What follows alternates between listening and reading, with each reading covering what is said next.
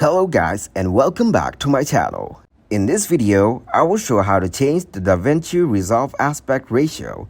But before starting this video, make sure to like this video and subscribe to my YouTube channel for more tips like this. In order to change the Divinci Resolve aspect ratio, first you need to open Divinci Resolve and navigate to the project you're working on. Having a clear view of your timeline is necessary. After that, from your existing timeline, select the media file that you want to manipulate. Start by clicking on the media in the timeline. This will prepare you for the next step.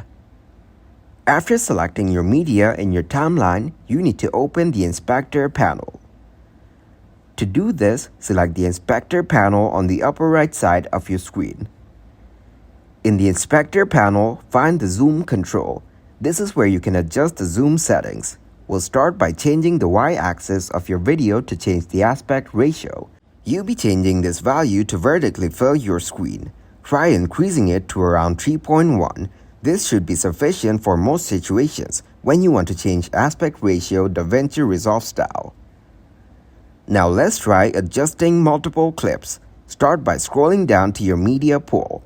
Right-click on your timeline, then click on your timeline settings option.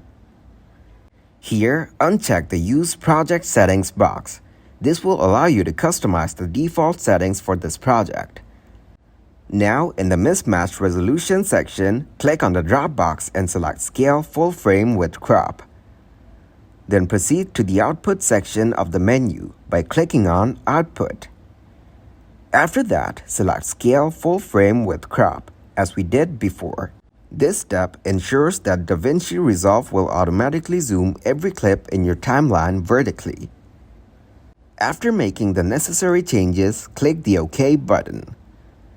Now that Divinci Resolve has zoomed every clip in your timeline, you may need to reposition some clips for a better view.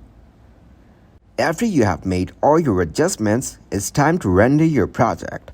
To do so, click on the Deliver at the bottom right corner. So that's it for this video guys. If you found it useful, kindly like this video and subscribe to my channel. And I'll see you guys in the next video.